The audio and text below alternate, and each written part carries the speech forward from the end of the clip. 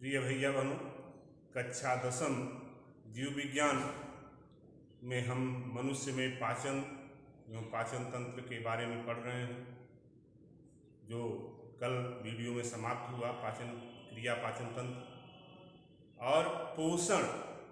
पोषण की परिभाषा है कि भोजन से पोषक तत्वों को प्राप्त करने की जो संपूर्ण प्रक्रिया है पोषण कहलाती है। अब पोषण 5 चरण हैं। एक तो अंतर्ग्रहण, भोजन को शरीर में पहुंचाना। दूसरा पाचन। तीसरा चरण है, आज हम इसकी चर्चा करेंगे। पोषण का तीसरा चरण है अवशोषण और चौथा चरण है स्वांगीकरण, पांचवा बहिक्षेपण। ये 5 चरण हैं जिसके बारे में आज चर्चा होगी। तो अवशोषण क्या है? भोजन छोटी आंत में पहुंचने के बाद पाचन क्रिया संपन्न हो जाती है। अब अवशोषण की प्रक्रिया शुरू होती है। छोटी आंत की भीतरी दीवार, जो भीतरी झिल्ली है, वह उसमें अंदर की ओर अनेक उभार होते हैं और इस उभरे हुए भाग को रसांकुर कहते हैं। भोजन से पचे हुए पोषक तत्वों का अवशोषण इन्हीं रसांकुरों द्वारा होता है छोटी आंत में। यानी भोजन से पोषक तत्वों का अधिकांश अवशोषण छोटी आंत में ही होता है। थोड़ी बहुत आमाशय में श्लेष्मिका द्वारा भी होता है और कुछ बड़ी आंत में भी होता है, लेकिन अधिकांश पोषक तत्व छोटी आंत के इन्हीं रसांकुरों द्वारा अवशोषित किए जाते हैं। रसांकुरों में रक्त केशिकाओं एवं लसिका केशिकाओं का जाल फैला होता है। ये पतली भित्ति वाली केशिकाएं हैं जो भोजन से पोषक तत्वों को एब्जॉर्ब करती हैं, अवशोषित करती हैं और इन्हें शरीर के रक्त के माध्यम से ये पोषक तत्व शरीर के विभिन्न कोशिकाओं तक पहुंचा दिए जाते हैं। तो ये रसांकुर उभार होने के नाते छोटी आंत की भीतरी सतह का क्षेत्रफल बढ़ाते हैं, जिससे अवशोषण क्रिया अधिक मात्रा में हो पाती है।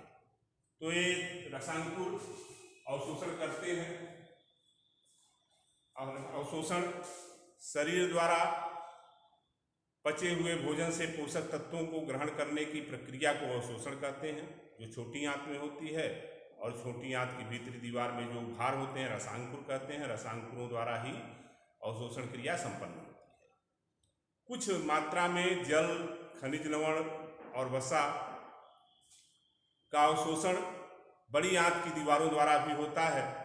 वैसे छोटी आंत में ही रसांकुरों में जो लसिका वाहिनियां होती हैं वो वसा का अवशोषण करती हैं, लेकिन कुछ विटामिन, जल और खनिज लवण, वसा बड़ी आंत के द्वारा थोड़ी बहुत मात्रा में बड़ी आंत की दीवारों द्वारा अवशोषित होते हैं। तो यहाँ छोटी आंत में अवशोषण क्रिया लगभग संपन्न हो जाती है, थोड़ी मात्रा में बड़ी आंत में भी होती है। अब इसके बाद अवशोषण के बाद जो चौथा चरण है स्वांगीकरण। स्वांगीकरण क्या है? भोजन से पोषक तत्व रक्त वाहिनियों द्वारा अवशोषित कर लिए जाते हैं, कोशिकाओं में पहुंचा दिए जाते हैं। अब इनका शरीर में उपयोग होना या जीव द्रव्य में विलीन हो जाना, इन पोषक तत्वों का क्या कहलाता है? स्वांगीकरण कहलाता है, एसिमिलेशन। स्वांगीकरण वह प्रक्रिया है जिसमें भोजन से प्राप्त पोषक तत्वों का उपयोग हो जाता है। जैसे पोषक कार्बोहाइड्रेट के पाचन से ग्लूकोज बना, तो ग्लूकोज जब कोशिकाओं में पहुंचा तो इसका उपयोग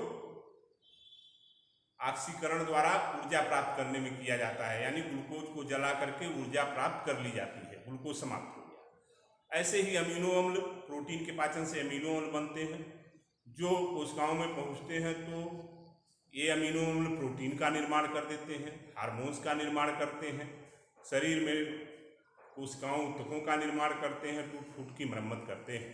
ऐसे ही वसा का उपयोग तमाम झिल्लियों के निर्माण में हो जाता है और ऊर्जा प्राप्त करने में भी इसका उपयोग होता है। तो इस तरह से अवशोषित पोषक तत्वों का शरीर में विलीन हो जाना या शरीर में उपयोग में आ जाना क्या कहलाता है? स्वांगीकरण कहलाता है। इसके बाद है पांचवा चरण बहिक्षेपण। बहिक्षेपण, भोजन का पाचन समाप्त हो गया, लेकिन भोजन का कुछ अंश बचा रह जाता है, अपच भोजन बचा रह जाता है, जिसको अपशिष्ट पदार्थ कहते हैं। अब इनको शरीर से निकालना आवश्यक है, नहीं तो ये हानि पहुंचाएंगे शरीर में।